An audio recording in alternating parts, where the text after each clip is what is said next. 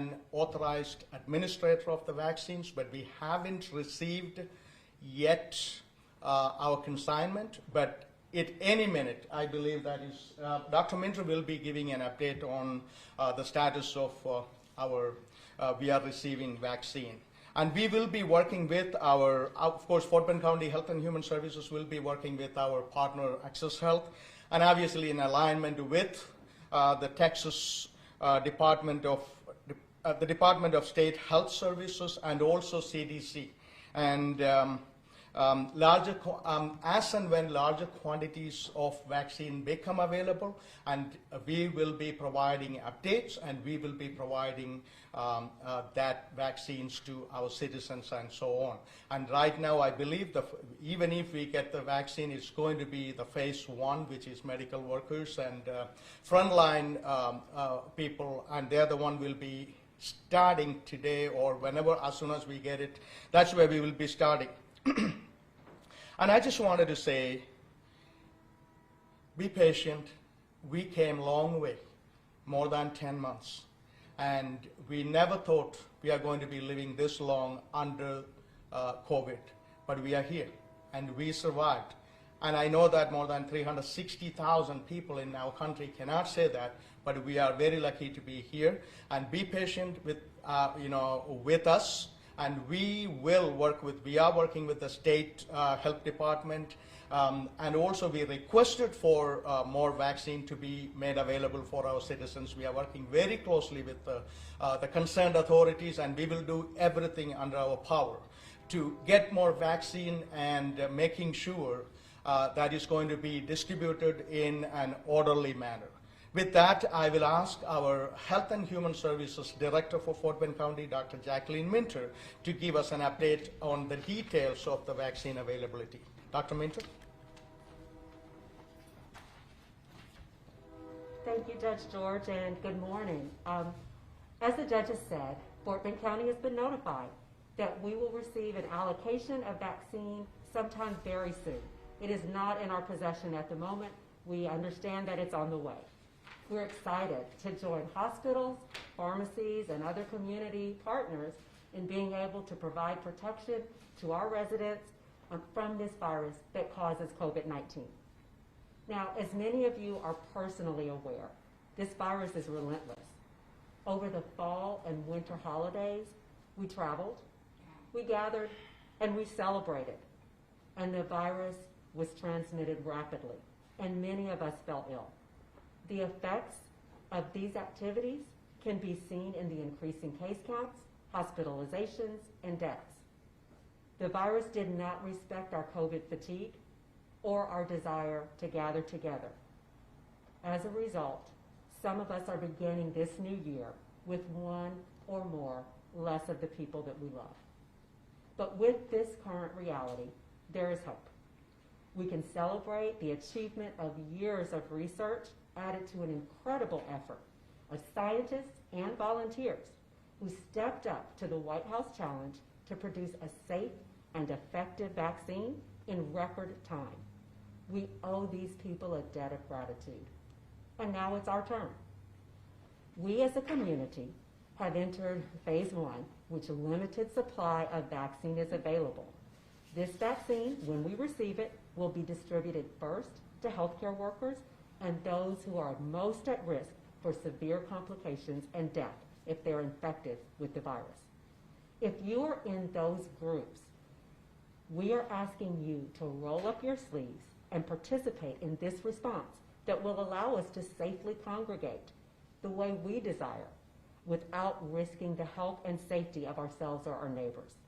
If you are not in the phase 1 group, we ask for your patience as more vaccine is being distributed. Your turn will come, and we hope that you'll answer the call to be vaccinated as well. As with all things related to this pandemic, there are going to be bumps along the way, and we want you to take this time to educate yourselves on the vaccine and the ways that the process to get vaccinated. We want you to speak to healthcare providers, and please use reliable sources of information in order to find out about the vaccine. When your turn comes, we want you to be prepared to join the national effort. Please also remember that this vaccine alone will not stop the pandemic. The current vaccines require 2 doses, and it'll take 5 to 6 weeks before full protection is provided for you. Research has shown us that death and disease can be avoided with the vaccine, but we're still learning about transmission. So for the coming few months, as the judge has said, we need to continue to wear masks, wash our hands, safely distance, while we are waiting for the vaccine process to work itself out. We need to use every tool, and that means remembering to test and participate with contact tracing. Now, many of you have made New Year's resolutions, and I'm asking that we all resolve to commit to these practices that we know so well. We have survived this far, but there are still lives that can be saved. Thank you.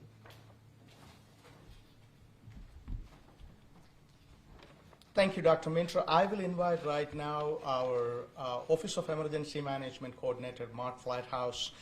We all work behind the scene together to deal with this pandemic, any kind of emergency, and appreciate Mark and his team's effort when we are dealing with the last 10 months COVID-19. I will invite Mark Flighthouse. Please come forward. Good morning. The Homeland Security Emergency Management of Fort Bend County has been working with HHS and the Judge's Office to make sure that the vaccinations are there for the first responders, along with the healthcare workers, the hospitals, as we kind of work through some these things with the vaccinations.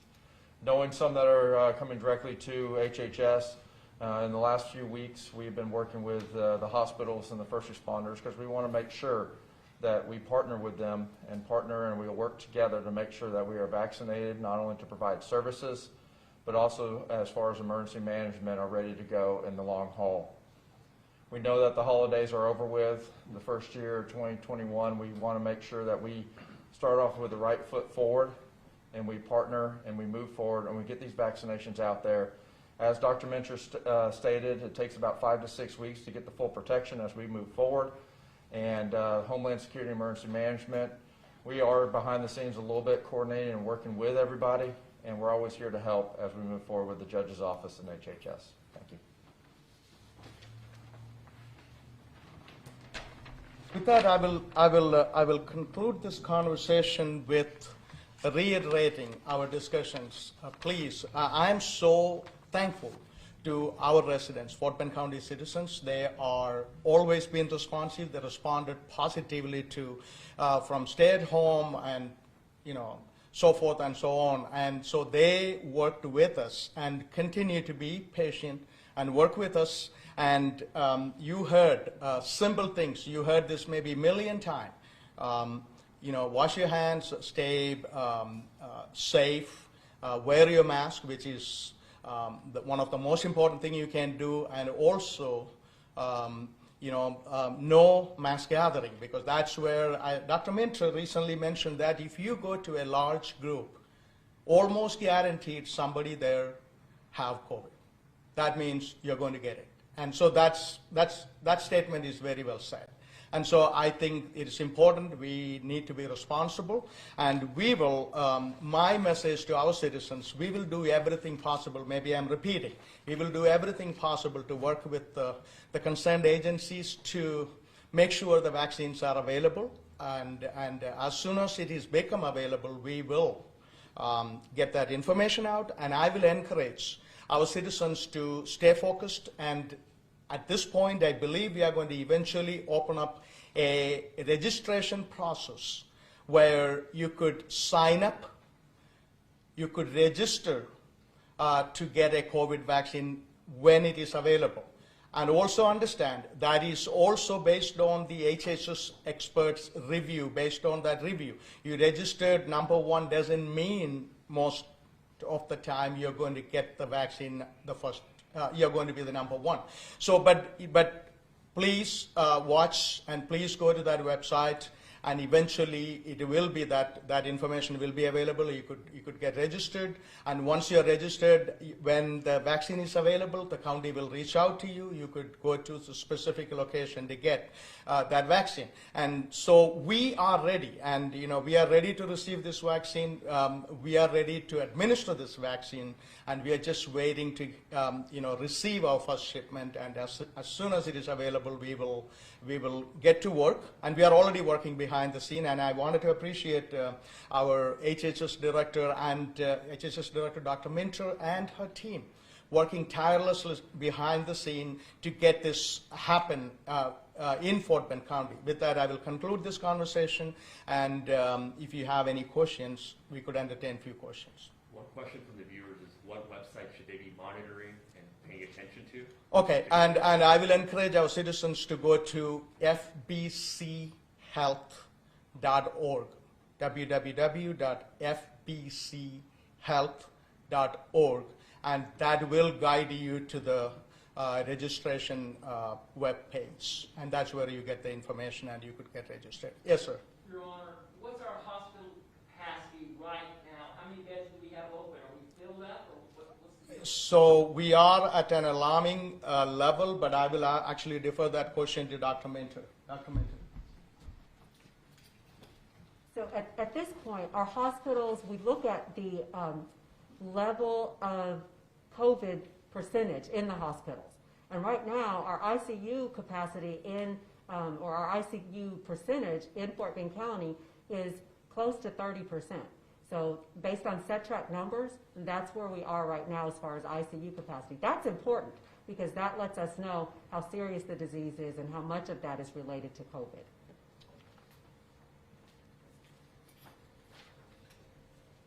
Any other questions? Yes, how will y'all actually do the distribution? You mentioned sign up, but are people going to be standing in line around the courthouse here? How's it going to work? Actually, we will be, as I mentioned in the beginning, we will be working with our partner, Access Health. And when you register, you will be contacted by our Health and Human Services staff, and they will direct you to go to the specific location. Doctor, that is exactly right. And so we will ask them to go to specific location with a time attached, time slot attached to it, so there is no confusion. When will the general population get inoculated? The general population. When will that happen? I like to do it since yesterday, but it is not here. That's the problem. I like to do it last month, but unfortunately, there is a lot of, I don't want to blame this on anybody, but we really don't know. That's the problem. And even we got a message saying that we are getting a shipment, but we haven't gotten it. And so we are just waiting. And obviously the phase 1 and phase 2, then beyond that, it is going to be our citizens going to get vaccinated. But from our side, we will get that out as soon as it is available, as soon as it is, the people are lined up. So we will get that information out, and also the vaccine out as soon as it is available with us. Do you know how much of the vaccine you will get in your first shipment? It's 1,000. Well, that's what we anticipate, but we don't know until Yeah. the launch. See, that's again, I mean, the nature of the current situation is we don't know.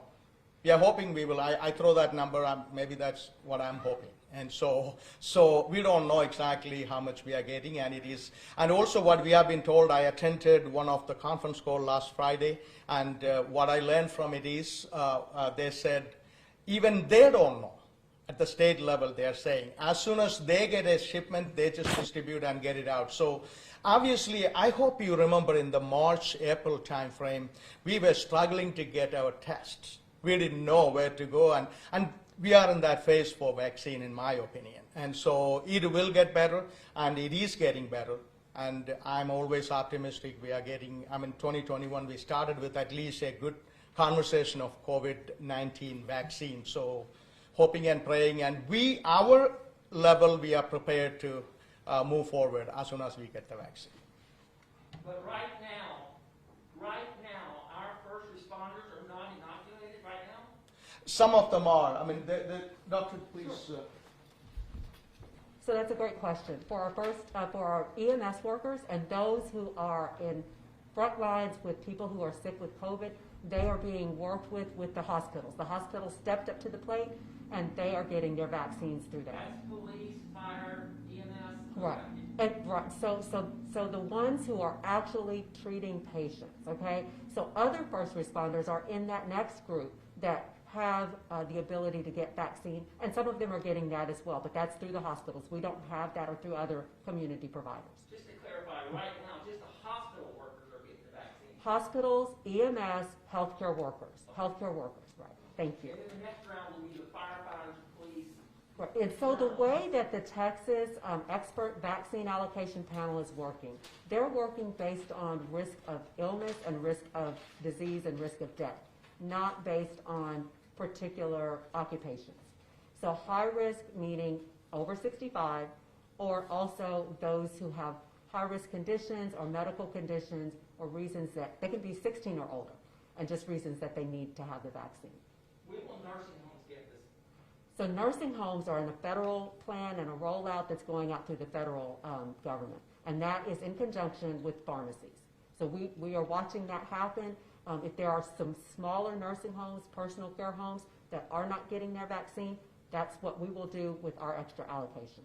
But it is happening right now, our nursing homes are getting the vaccine. I know that that's in the plan. I do know that's in the. You said what? I know that that is in the plan. In the plan. Where I do not know if that's actually occurred right now. Do you know what the percentage, of your first responders, what percentage of your first responders have been vaccinated? Okay, so 100% have been offered the vaccination. I do know that there are still some that have not been able to. And that's more about timing shifts, distribution. It's gone at the hospitals, and then they go to another hospital to get it. So I know there's some challenges with getting them vaccinated completely, but I know that 100% of them were connected and able to try to get that vaccine. And I may have missed this because I just walked in. Uh-huh. Do you have a time frame? Do you have a time frame as to when you can offer the vaccine to people in the 1B category? People over 65, people with serious health conditions. Right, that's a great question. So what we're doing right now is we're making sure that we start with that registration process.